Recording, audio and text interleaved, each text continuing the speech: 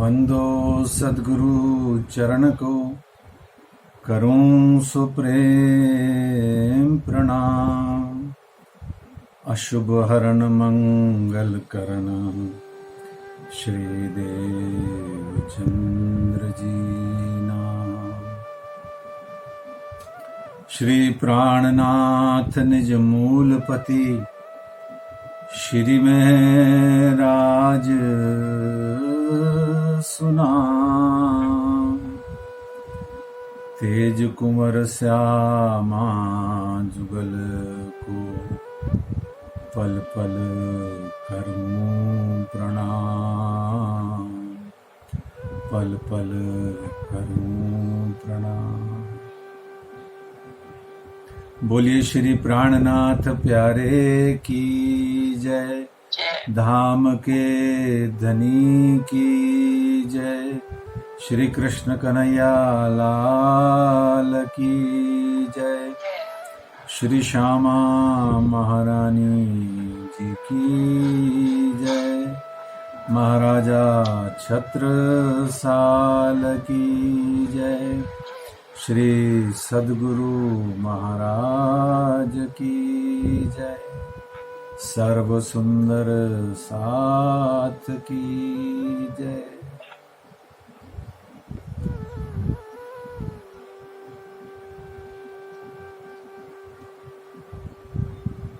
एक मिनट के लिए अपना ध्यान, अपनी सुरता मन से और मुख से मौन होकर के उस मूल मिलावा खिलवत खाना की बैठक में लेकर के जाएं, जहां हमारे पिया प्राणनाथ श्री राज श्यामा जी साक्षात नूरी तन पर, नूरी तन से नूर नूर नूर से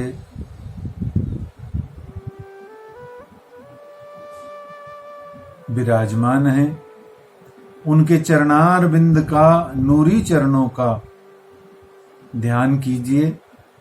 वो चरण जिन चरणों की खातिर ये संसार का खेल बना है, उन चरणों को याद कीजिए, दर्शन कीजिए सुरता से। उन चरणों की महिमा का आनंद लीजिए, क्योंकि वही सब देखने, समझने, उसकी लज्जत लेने इस संसार में हम आए हुए हैं। श्री तारतम वाणी के माध्यम से हमने वो नूरी चरणों का सुखानंद प्राप्त करना है। वो चरण पाने के वास्ते सारी ब्रह्म सृष्टियां इस जगत में जो माया में भूली भटकी बैठी हैं, वो जागृत होने के बाद में उन चरणों को ही ढूंढती हैं। ऐसे ही जितने भी श्री बीतक ग्रंथ में प्रसंग आए हैं ब्रह्म सृष्टियों, मोमिनों की जागृति के, वो सब ऐसे ही हैं। और भी जो उसमें ब्रह्म सृष्ट नहीं है, उनके भी ऐसे ही हाल हैं। क्या हैं कि बस श्री जी साहेब जी के, श्री राज जी के, श्री प्राणनाथ जी के चरणार बिंद किसी न किसी विध हमें दिख जाएं, स्पर्श मिल जाए। उन चरणों को हम अपने माथे से लगा लें, उन चरणों को हम अपने अधरों से लगा लें, उन चरणों को हम अपने नयनों से लगा करके अपने नयनों में ही बसा लें। ये चरणों का ही सारा श्री तारतम वाणी का लज्जत का आनंद है। श्रृंगार ग्रंथ में आप पढ़ें तो सिर्फ चरणों का ही प्रारंभ के प्रकरणों में इतना आनंदमयी वर्णन है, लेकिन हमसे भूल हो जाती है। हम उन चरणों के जो वस्त्राभूषण हैं, उनके श्रृंगारों के वर्णन में तो बहुत डूब जाते हैं, परंतु उन चरणों के महिमा का, उन चरणों का आनंद हम कम ले पाते हैं। क्यों? क्योंकि आनंद प्राप्त करने के लिए हमें चितवनी, ध्यान और निर्मलता लानी पड़ती है, और वर्णन करने का जो वस्त्राभूषणों के वर्णन है वो तो सिर्फ एक ऐसा, शुरू में ऐसा लगता है जैसे ये अभ्यास है, टेक्स्ट बुक की तरह नॉलेज है, बस पढ़ा, रटा और रट रट करके फिर रटा, फिर रट करके उसको रट रट करके हम उसी को बोलते रहते हैं, करते रहते हैं, जो कि कहीं ना कहीं अशुद्ध रूप से हमारे मन में इतने प्रयास, इतनी मेहनत के बावजूद भी वो सिर्फ एक रटा रटाई का सौदा रह जाता है। क्यों? क्योंकि चरणों में गलित गलतान होना है।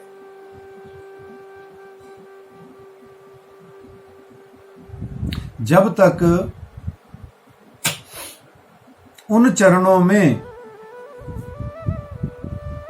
हम गलित गलतान नहीं होंगे, जब तक उन चरणों में हम अपने आप को, अपने मन को, अपने अंतःकरण को, सब कुछ को जब तक उसमें डुबो नहीं देंगे, डुबोने का अर्थ वो चरण चित हमारे चुभ नहीं जाएंगे, चुभने का अर्थ जब तक हम और चरण एक रूप नहीं हो जाते, कुछ पल के लिए, कुछ देर के लिए, थोड़ी ही देर के लिए सही, परंतु वो चरण और हम दोनों एक हो जाएं। इसीलिए कहा, लाल कदम न छोड़े मोमिन, जाकी असल हक निस्बत। तो जितनी भी ब्रह्म सृष्टियां इस जगत में आई, जो जागृत हो चुकी हैं, वो सब की सब ब्रह्म सृष्टियां सिर्फ चरणों को ढूंढ रही हैं। तो विचार कीजिए, क्या हम श्री राज जी के चरणों को ढूंढ रहे हैं? तो ढूंढ रहे हैं, तो क्या हम उन चरणों की महिमा को, उन चरणों के प्रताप को, उन चरणों की धूलि को, उन चरणों के उस चरण रज को क्या हम अभी भी अंतर मन में पाना चाहते हैं? ये विचार करते चलिए, उन चरणों का चिंतन करते चलिए। ऐसे ही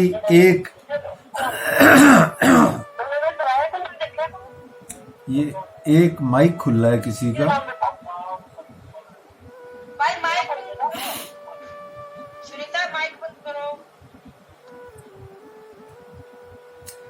उन चरणों को पाने के वास्ते ऐसे ही एक अमीरुल मोमिन सखी, साकुंडल सखी, सिरदार सखी कब से तरस रही है। आज के इस चर्चा के विषय में अमीरुल मोमिन साकुंडल सखी नरवीर हिंद केसरी महाराजा श्री छत्रसाल जी के जीवन के बीतक के बारे में हम जानने का प्रयास करते हैं।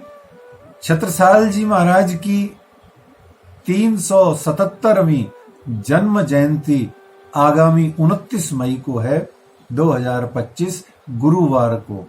वैसे तो आप छत्रसाल जी का जन्म ज्येष्ठा शुक्ल तृतीया को, ज्येष्ठ मास की शुक्ल पक्ष की तृतीया को विक्रमी संवत 1706 में हुआ था, और उस हिसाब से आज अभी वर्तमान में 2025 के ईस्वी सन में या विक्रमी सन 2082 में आज 9 मई को 29 मई को आपकी जन्म जयंती आ रही है। इससे पूर्व के हम सिर्फ उनकी जयंती पर नाचे गाएं और आनंद करें, उत्सव मनाएं, भोजन प्रसाद वितरण करें, खाएं पिएं, पर ये बहुत जरूरी है कि उन छत्रसाल जी ने श्री जी साहेब जी के, श्री राज जी के चरणार बिंद को पाने के लिए कितना कठिन तप किया, कितनी कठिन तपस्या करी और कितना कितना उन्होंने अपने जीवन को, पूरे जीवन को अपने श्री प्राणनाथ जी के चरण पर कुर्बान किए रखा। साकुंडल शोभा भई प्रगट भई पहचान, छत्रसाल छत्ता हुआ छिपे सब सुल्तान। 1706 में सारंदा और चंपत राय जी के पिता चंपत राय जी की आप संतान हैं, जो कि एक ककर कंचनहार नामक पहाड़ी पर आपका जन्म होता है। और इस समय चंपत राय जी और सारंदा स्वयं महारानी भी मुगलों के उस समय के शाहजहां से अपने हिंदू स्वराज्य के लिए, बुंदेलखंड की स्वतंत्र स्थापना के लिए आप संघर्षरत रहते हुए जंगलों में, विंध्याचल के जंगलों में आप रह करके उनका सेना इकट्ठी करके आप मुकाबला कर रहे हैं। बाल्यकाल में ही चंपत राय और सारंदा ने छत्रसाल को हिंदू स्वराज्य की भावना से इतना भर दिया कि छोटा सा बालक, 12 वर्ष का बालक ही अस्त्र शस्त्र चलाने में इतना निपुण हो गया कि उतने में ही वो उन असुरों का, उन मुगलों का मुकाबला कर रहा है। अस्त्र शस्त्र में भी निपुण, शास्त्र में भी निपुण ऐसे छत्रसाल जी इतने कुशाग्र, इतने तीव्र बुद्धि के कि जब आप 12.5 वर्ष के थे तभी आपने 2, 4, 5 मुगलों को तो वैसे ही जो अत्याचार कर रहे थे, करते रहते, उनको आपने मौत के घाट उतारा। लेकिन जब आप 12.5 वर्ष के हुए तब आपके माता पिता दोनों से आपका वियोग हो गया और बाल्यकाल में धीरे धीरे आपने सेना इकट्ठी करी और सेना एकत्र करके आपने बुंदेलखंड के छोटे छोटे आसपास के हिस्सों को, छोटी छोटी गढ़ियों को, किलों को आपने मुगलों से स्वतंत्र कराया। सिर्फ और सिर्फ 25 सैनिकों से और भले भाई घोड़े के साथ में, जो उनके घोड़े का अश्व का नाम है वो है भले भाई, उसके साथ में आपने अपना जीवन का शुभारंभ किया। ये उनका प्रारंभिक इतिहास है जो 33 वर्ष के जब तक आप युवा छत्रसाल नहीं हो गए तब तक का ये संक्षेप में इतिहास हमने जाना। 33 वर्ष के जब आप श्री छत्रसाल जी हो जाते हैं तब तक आपके 3 विवाह भी हो चुके हैं। तीनों विवाह, बड़ी रानी, मंझली रानी और छोटी रानी, कमला, सुशीला और देवकुरी। तो इस तरीके से आपकी 3 रानियां हैं, जिनमें मंझली रानी सुशीला है। 1739 चल रहा है जब आप छत्रसाल जी 33 बरस के हैं। विक्रमी संवत 1739 और ईसवी सन हो गया 57 वर्ष घटा दें तो 1682। ये चल रहा है, इसका अंत का समय चल रहा है, यानी मार्ग शीर्ष का दिसंबर का महीना शुरू हो चुका है। और गढ़ा, जबलपुर के पास में एक जगह का नाम है गढ़ा, गढ़ा से चल करके आप श्री जी साहेब जी समस्त सुंदर साथ के साथ में नदी किलकिला तीर पर पधारते हैं। और जिस एक महान प्रसंग की घोषणा स्वयं श्री गुरु नानक देव जी महाराज ने पहले से ही कर दी थी, क्या कि बीतेगा 39 दगेगा 40, तब कोई होसी मर्द मर्द का चेला, नानक गुरु दिखावे साईं सांच सांच की बेला। श्री लालदास जी के श्री बीतक ग्रंथ के अंदर में श्री छत्रसाल जी और श्री प्राणनाथ जी, श्री जी साहेब जी के मिलाप का सुंदर वर्णन है, जो कि प्रणामी सुंदर साथ तो बीतक के दौरान सुनते ही सुनते हैं। जो बिन प्रणामी हैं उनको भी ये प्रसंग निश्चित रूप से सुनना चाहिए, क्योंकि छत्रसाल कोई सिर्फ प्रणामियों के नहीं है, छत्रसाल पूरे हिंदू राष्ट्र के रक्षक हैं, हिंदू धर्म रक्षक नरवीर हिंद केसरी महाराजा श्री छत्रसाल जी हैं। इसलिए प्रत्येक सनातन हिंदू धर्म के अनुयायी का, एक एक हिंदू का ये कर्तव्य है कि छत्रसाल जी के बारे में उसको अपना पूरा पूरा ज्ञान होना चाहिए, पता होना चाहिए कि किस प्रकार से उन्होंने आतताई अत्याचारी मुगलों के शासन से बुंदेलखंड को ठीक शिवाजी महाराज की भांति स्वतंत्र करके रखा और एक भी युद्ध को आप हारे नहीं, एक जगह से भी आपने पीछे कदम नहीं हटाया। तो ये एक बात है जो सबको ध्यान रखनी है। तो पन्ना के आगमन की भूमिका बनती है विक्रमी संवत 1738 से, जब आप श्री जी साहेब जी अपनी सुंदर साथ की जमात के साथ में आप रामनगर में हैं और यहां पर सूरत सिंह ईमान लाते हैं आप पर, और उनके मन में यह भाव जागता है कि यह अद्भुत बात कि मैंने आज परमधाम की ब्रह्म और परमधाम की ब्रह्मात्माओं का दर्शन पाया। ये अद्भुत बात, ये विलक्षण बात, ये निराली बात जो न भूतो न भविष्यति है। देखिए, जो सूरत सिंह ने देखा है वो बहुत कम लोगों ने पीछे देखा या आगे भी बहुत कम लोग देख पाएंगे। और आज भी जो सुंदर सात हैं वो भी सुंदर सात होने के बावजूद भी आज भी नहीं देख पाते कि श्री प्राणनाथ जी कोई बॉडी का नाम नहीं है, श्री जी साहेब जी, श्री प्राणनाथ जी कोई शरीर का नाम नहीं है, श्री जी महाराज कोई शरीर का नाम नहीं है, ये साक्षात अक्षरातीत पिया प्राणनाथ जी हैं। लेकिन आज भी हम न जाने कौन कौन से भ्रम में उनको नहीं देख पाते, पर सूरत सिंह ने रामनगर में देखा और ईमान लाया। उसके मन में ये भाव जागा कि मैं ये अद्भुत विलक्षण नूरी बात जाके किसे बताऊं।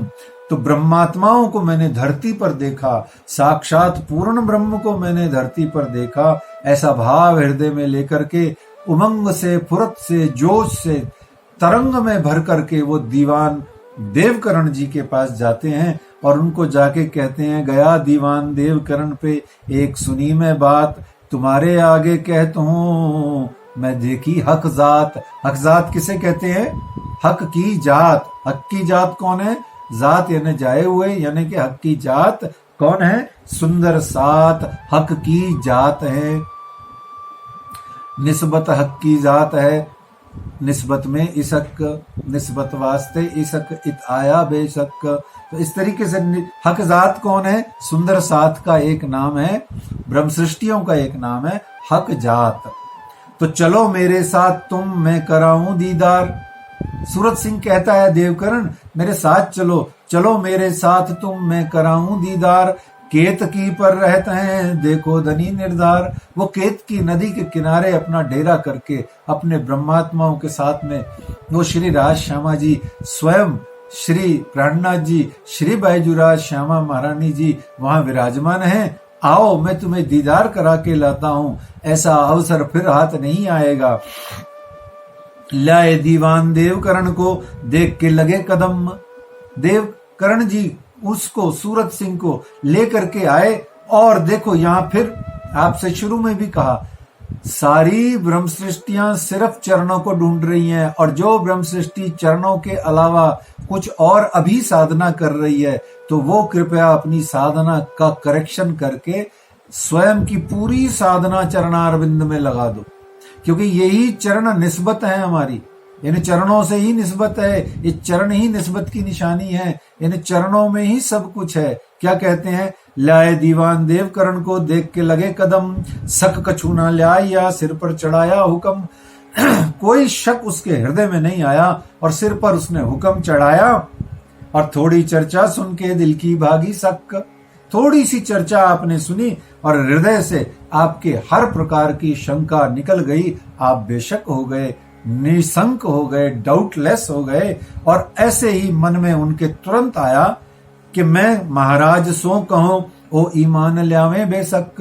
अब मैं ये बात तुरंत जाकर के मऊ सिंगानिया में जहां छत्रसाल जी विराजमान है, मैं उनको जाकर के ये बात तुरंत बताऊंगा और निश्चित रूप से वो अपने श्री प्राणनाथ जी के चरणों में ईमान लाएंगे। उन्होंने शिरजी साहिब जी को उन्होंने 70 साल को शिरजी साहिब जी का संदेशा देने के लिए रामनगर से प्रस्थान किया और इन वास्ते रामनगर से चल के मऊ आए, खबर करी महाराज को, दिया पैगाम पहुंचाए और छत्रसाल जी महाराज को जाकर के आपने पैगाम पहुंचा दिया। श्री जी का एक सूचना पत्र, एक पैगाम, एक लेटर, एक संदेशा भी छत्रसाल जी को आपने जाकर के दिया। श्री लालदास जी कहते हैं कि जैसे ही दीवान देवकरण ने छत्रसाल जी को श्री प्राणनाथ जी के बारे में बस अभी सिर्फ जरा सा बताया, थोड़ा सा बताया, बोला ही कि श्री प्राणनाथ जी, तो लालदास जी कहते हैं इतने में ही छत्रसाल जी के अंदर क्या हुआ कि अंकुर असल का सुनत ही करे चेतन।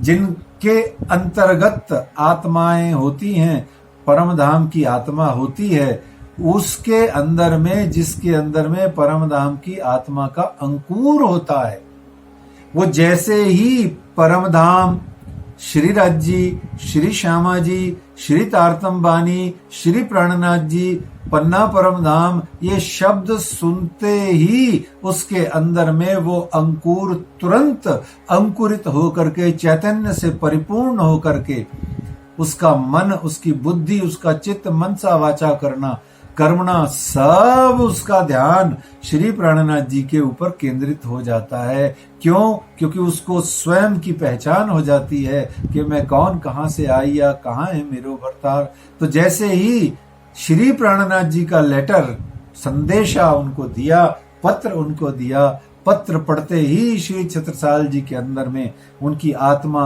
लगभग जाग उठी। श्री लालदास जी ने छत्रसाल जी से मिलकर के यहाँ पर भागवत के श्लोकों के माध्यम से संदर्भ देकर के विविध प्रकार के श्री जी साहिब जी के जागनी अभियानों का और मुगलों से लोहा लेने का जो संकल्प, हिंदू राष्ट्र की स्थापना का जो संकल्प आपने लिया था, उसके लिए लालदास जी महाराज ने वहां बताया। और जैसे ही श्री लालदास जी महाराज से मिले तो बची कुची जो शंका थी वो भी दिल में से जाती रही। तो श्री छत्रसाल जी का बुलावा पहुंचा श्री जी साहिब जी, श्री प्राणनाथ जी को, और जैसे ही छत्रसाल जी का बुलावा श्री प्राणनाथ जी ने पाया तो आप गढ़ा जबलपुर से चल करके अपने समूचे समुदाय के साथ में, समस्त सुंदर साथ के साथ में चले अगरिये से परना पहुंचे आए।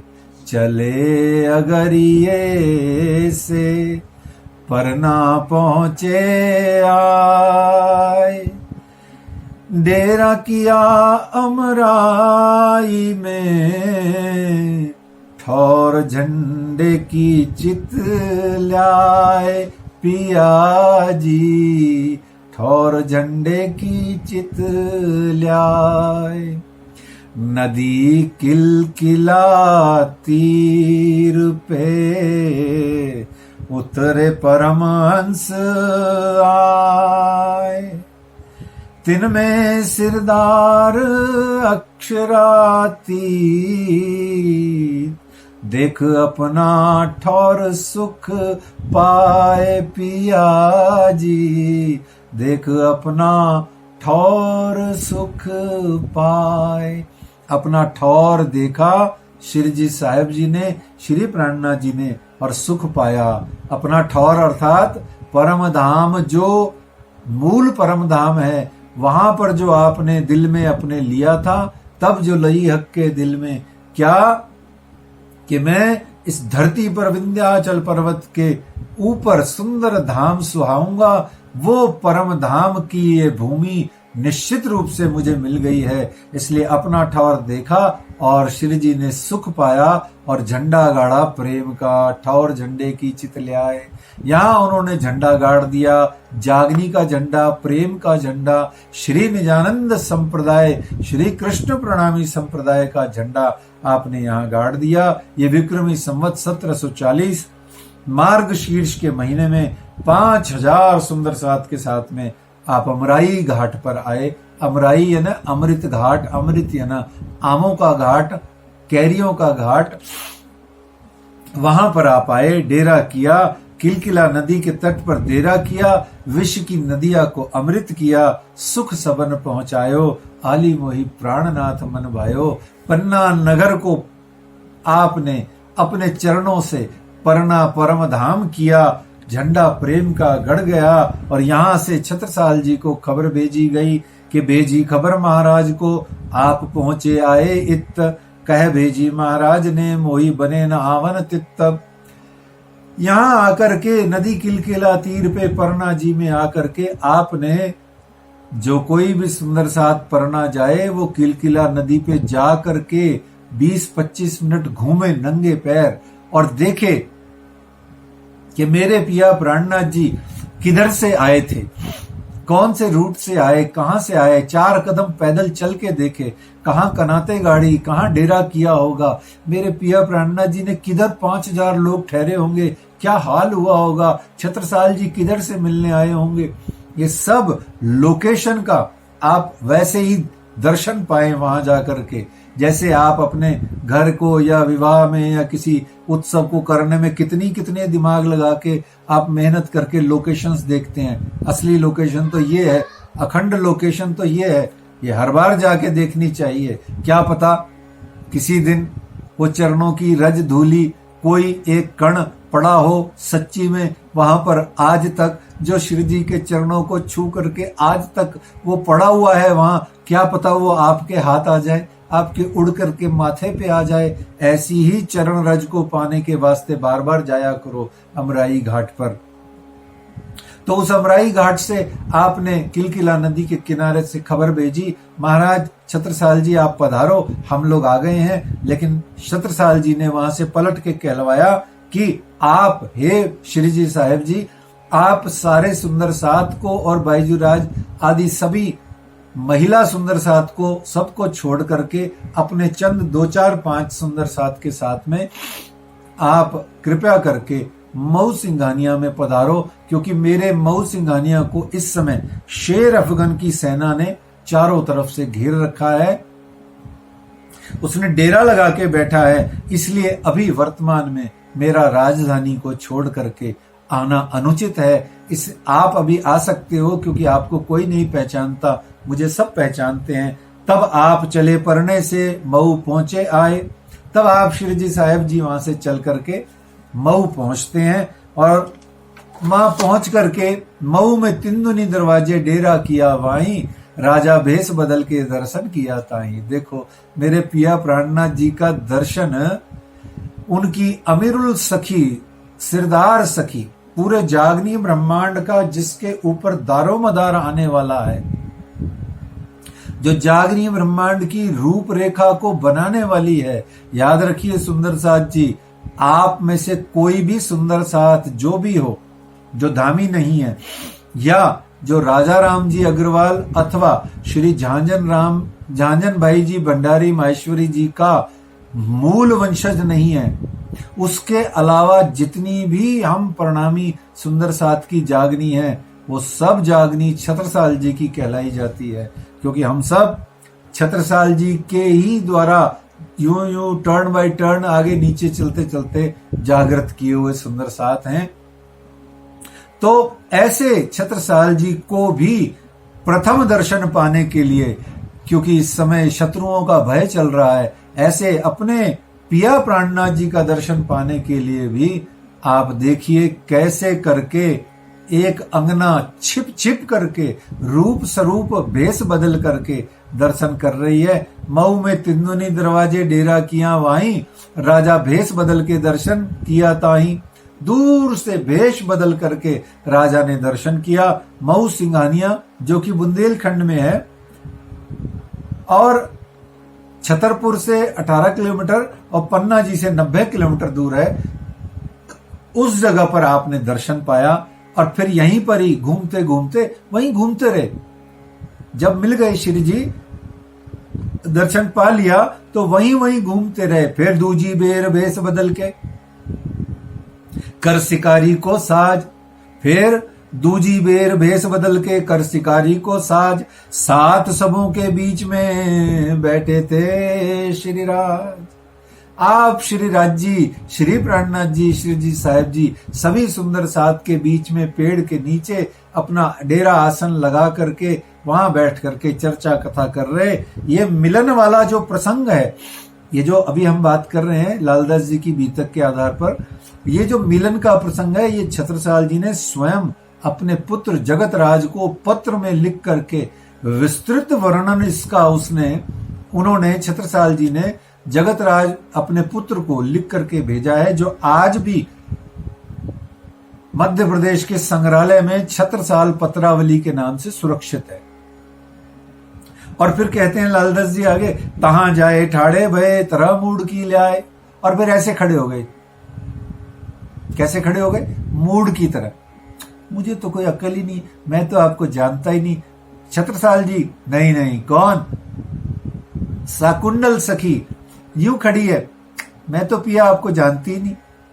और पिया देख रहे हैं टेढ़ी आंखों से, अच्छा अग्नि ब्रह्मांड में भी रामत खेल रही हो, छल की छिप रही हो और छिप रही हो। हमने तो तुम्हें वैसे ही ढूंढ लिया जैसे कृष्ण कन्हैया कहीं भी गूढ़ से गूढ़ छिपा दो माखन को, कन्हैया तो माखन ढूंढ ही लेते थे। ऐसे ही हम पिया प्राणनाथ हैं, हम तुम्हारे राज्जी हैं, हम तुम्हारे प्रियतम हैं। अंगना तू हमसे कहाँ छिपेगी? दोनों नैनो नैनो से आनंद ले रहे हैं। क्या ले रहे हैं? पिया कह रहे हैं हमसे छिपेगी, वो कह रहे हैं मैं तो आपको जानती नहीं, मैं तो छिपी हुई हूं, मैं तो रूप बदला हुआ है। कितनी प्यारा मिलन है। बीतक के दिनों में ज्यादा आनंद आता है। यहाँ चूंकि सिर्फ छत्रसाल जी के जीवन के बारे में जान रहे हैं, इसलिए इस प्रसंग का विस्तार नहीं है। तो ये मिलाप की जो घटना है, ये विक्रमी संवत 1740 में, थोड़ा सा 1740 के अंत में और जनवरी के महीने में, लगभग 1 जनवरी से 14 जनवरी के मध्य की ये घटना है। यद्यपि ध्यान से सुनिए, यद्यपि मिलाप का जो उत्सव है, जैसे ही आपसे किसी से प्रणामी से पूछा जाए छत्रसाल जी का और श्रीजी साहब जी का मिलाप कब हुआ, आप कहोगे रक्षाबंधन को। नहीं नहीं नहीं, ये अशुद्ध है। रक्षाबंधन को मिलाप नहीं हुआ, मिलाप हुआ है मार्गशीर्ष के महीने में, जनवरी महीने में। और कैसे हुआ है ये तो हम जान ही रहे हैं, परंतु फिर ये जो रक्षाबंधन का मिलाप है वो क्या है?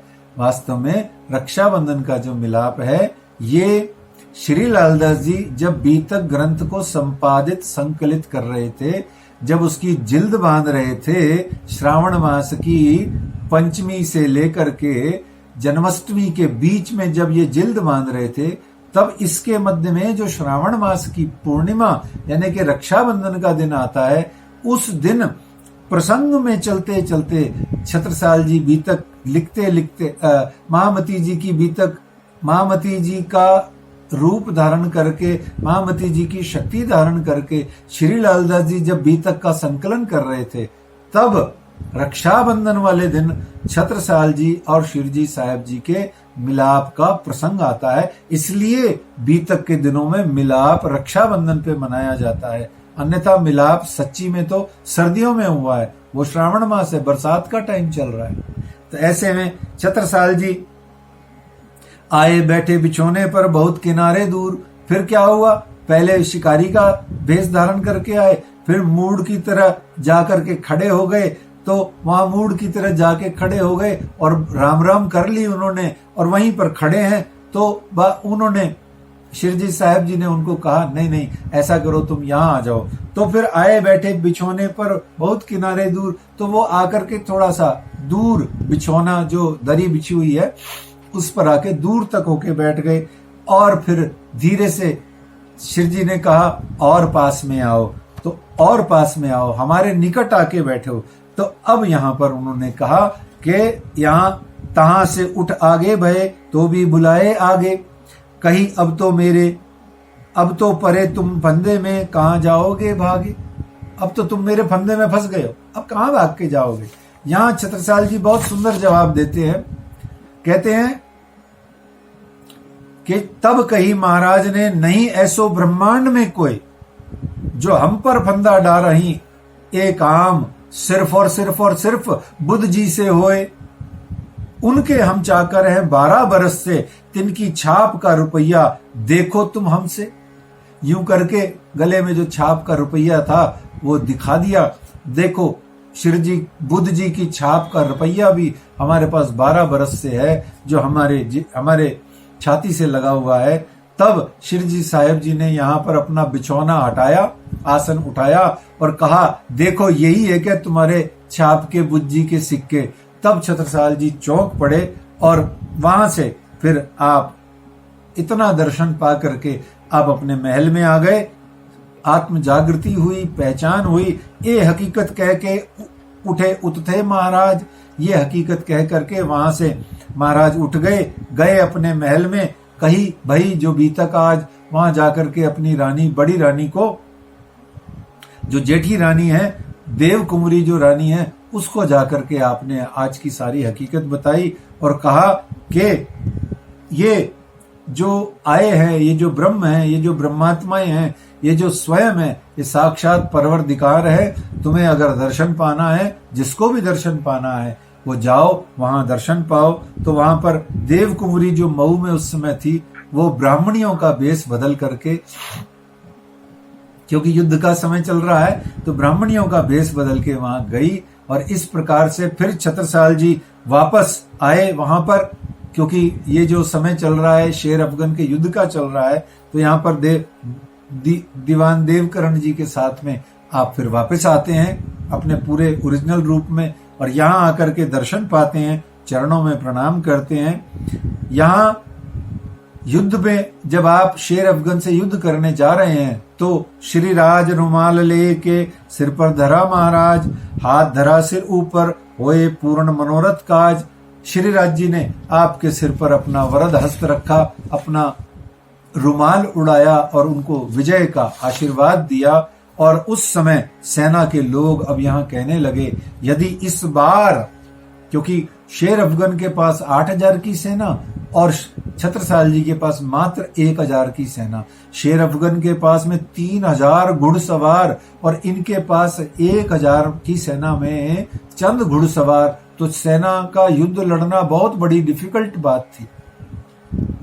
तो सब जने कहने लगे, अगर इस बार छत्रसाल जी जीत गए तो निश्चित रूप से ये श्री प्राणनाथ जी का ही आशीर्वाद का प्रताप है, अन्यथा इस बार तो मारा जाना निश्चित है। तो जब छत्रसाल जी, जो भी इतिहास में वर्णन है उसका, जब वो उससे फतेह करके, विजय करके जब लौट करके आए, तब उससे फतेह करके आए श्री महाराज, तब लोगों ने कहा, बिना श्री राज ना होए एक काज, कि श्री राज जी के आशीर्वाद के बिना, श्री प्राणनाथ जी के आशीर्वाद के बिना ये कार्य तो कदापि कदापि सिद्ध नहीं हो सकता था। यहाँ पर आप आए, तो यहाँ पर आकर के आपने जब पट दर्शन का, यानी परम धाम, पाताल से परम धाम तक की जो वर्णन श्री जी साहेब जी द्वारा पट दर्शन के लिखने का जो कार्य चल रहा था, उसका जब छोटा मोटा आपने छत्रसाल जी ने दर्शन पाया, थोड़ा बहुत संक्षेप में वर्णन पाया, तो कहते हैं तब लोगों ने, तब फिर श्री महाराजे देखिया पट जोतार्तम, अब व्यवहार छूटत है मुझसे, जाग खड़ी आतम। जैसे ही उन्होंने पाताल से परमधाम तक के वर्णन का थोड़ा बहुत संक्षेप में वर्णन पाया, तो अब वो कहने लगे कि मेरा तो कहीं संसार में मन नहीं लगता, मेरी तो आत्मा जाग गई है, अब मैं सिर्फ श्री प्राणनाथ जी के चरणों में रह करके इनकी सेवा करूंगा और परम धाम की अन्य ब्रह्मात्माओं की जागनी में जुट जाऊंगा। फिर यहां से आप मऊ से पन्ना आते हैं, श्री जी साहेब जी मऊ से पन्ना आते हैं। मऊ सेती परने मिने पहुंचे श्री जी साहेब, मंजली रानी ने पहचानिया सेवा करी तब यहाँ पर आप आते हैं। तो यहाँ मंजली रानी है जिसने आपकी और श्री बाईजूराज महारानी जी की सेवा करी। मंजली रानी है ना, सुशीला रानी, सुशीला रानी जी की भी 5 गुमटियों में से पन्ना परम धाम में एक गुमटी उनके नाम की भी है। फिर यहां पर मऊ से चल करके महाराजा छत्रसाल जी भी आते हैं। कहते हैं कि गिरे दंडवत आए के सन्मुख साथ के पास, शीस धर्यो दो चरण पर दीनो जगत निकास। देखो बार बार ध्यान रखो, सारी बीतक, सारी वाणी, सारा ध्यान, सारी जागनी, ईच एंड एवरीथिंग 0 से लेके 100 तक सब कुछ श्री श्यामा जी के राज्य के चरण है। मेरे तो आधार श्री राज श्यामा जी के चरण। इस तरीके से आप आते हैं, चरणों पढ़ते हैं। यहां पर श्री राज जी भोजन प्रसाद का समय है। श्री राज जी स्नान ध्यान करके पधारते हैं। कनाते यानी कि कैंप खड़ा किया गया, सर्दियों के दिन है। यहाँ पर सब जने मिलकर के प्रसाद पाते हैं। श्री जी साहब जी के साथ में महाराजा छत्रसाल जी और 3 जने और मिलकर के प्रसाद पाते हैं। कितना अहोभाग्य, परम सद्भाग्य है। हम तो यहाँ सिर्फ थाल भोग लगा करके राज्य को न जाने कैसे कैसे रिझाते हैं। वहां वो सीधा ही छत्रसाल जी महाराज और 3-4 सुंदर साथ मिल करके राज्य के साथ में प्रसाद पा रहे हैं। तो इससे इतने वातावरण को देख करके कुली दज्जाल कांपिया, किया बड़ा शोर, ए नहचे मुंह को मारेंगे, इन दो से चले न मेरा जोर। ये दोनों नहचे डेफिनेटली मेरे को मारेंगे, इन दोनों से अब मेरा जोर चलने वाला नहीं है।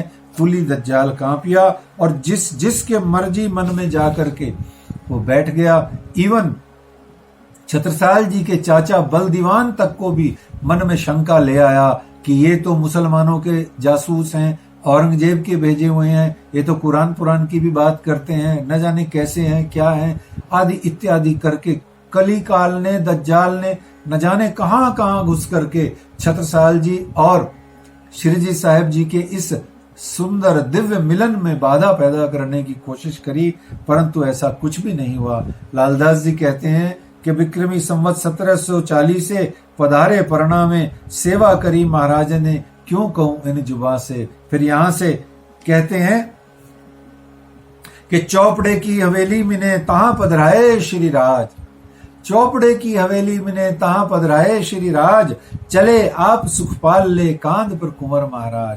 यहां पर आपने स्वयं सुशीला रानी जी और छत्रसाल जी ने, ये दोनों ने, ध्यान रखिए, छत्रसाल जी और सुशीला रानी जी ने उस कांवड़ को उठाया, उस सुखपाल को उठाया, उस पालकी को उठाया जिसमें आप श्री जी साहब जी को विराजमान करके किलकिला नदी से, अमराई घाट से, कभी आप पैदल गए हो तो आपको पता लगे, जो कोई भी गया वो ये सुख जानता है और ये दुख भी जानता है कि कितना पैदल चलने में वहां संकट है और आनंद भी कितना आता है। वहां से चल करके 2.5-3 किलोमीटर पैदल चल के आप चौपड़ा मंदिर की हवेली में आते हैं। वहां आकर के श्री राज जी को पधराते हैं।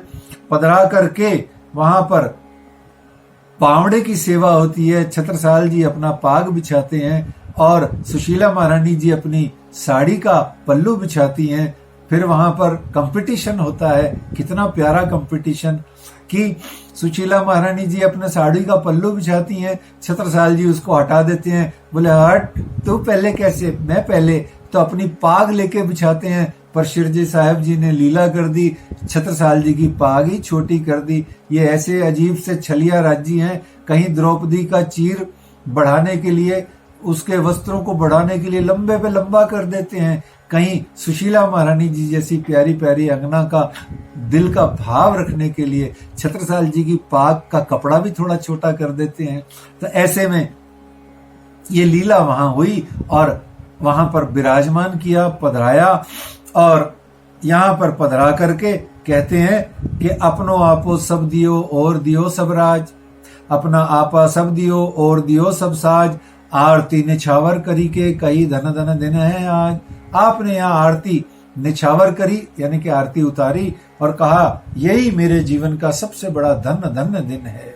यही टीका यही पावड़ा यही निछावर आए, श्री प्राणनाथ के चरण पर छत्ता बलि बलि जाए। वो कहते हैं ये श्री प्राणनाथ जी के चरणों में, ये चरणार बिंद में ये छत्रसाल और ये सुशीला और ये पूरा राज, ये पूरा बुंदेलखंड बारी बारी जाता है। आपने यहाँ पर श्री 22 जी को जोड़े राज के बैठाए कर्ष ने। याद रखिए, पूरे विश्व में पहली बार युगल स्वरूप को चौपड़ा मंदिर में अमीरुल सकी साकुंडल सकी महाराजा छत्रसाल जी को ही ये पावर थी कि वो यहाँ पर युगल स्वरूप अक्षरातीत को पधरा सके।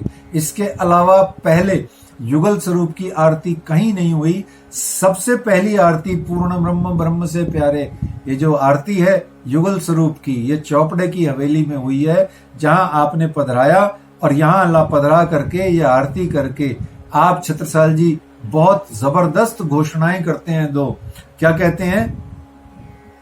श्री ठकुरानी जी संग ले पधारे मेरे घर।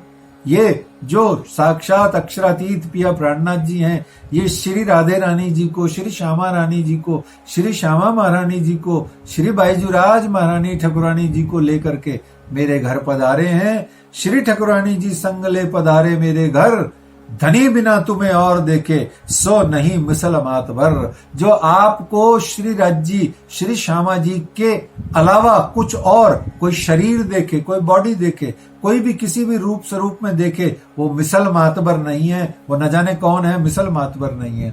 मिसल मातबर का अर्थ सुंदर साथ नहीं है, वो प्रणामी नहीं है, वो ब्रह्म सृष्टि नहीं है। जो आप श्री जी साहेब जी और श्री प्राणनाथ जी को श्री राज्जी और श्री श्यामा जी के अलावा कुछ और समझता है, और जो इनको श्री राज श्यामा जी और श्री राज्जी महाराज के रूप में देखता है, उसके लिए कहते हैं श्री प्राणनाथ के धर्म पर जो कोई ल्यावे ईमान, छत्रसाल तिन ऊपर तन मन धन कुर्बान।